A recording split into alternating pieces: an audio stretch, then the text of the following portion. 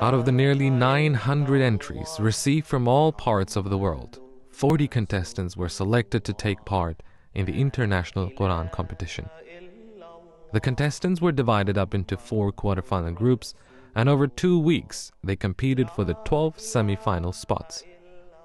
The semi-finals were held over another 2 weeks and saw 12 semi-finalists give it their all during their live recitations in order to qualify for the grand finale.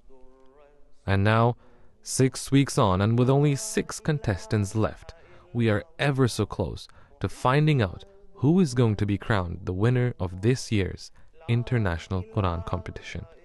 Join us one last time for the grand finale of the international Quran competition, coming to you live on the 13th of December at 5 p.m. GMT.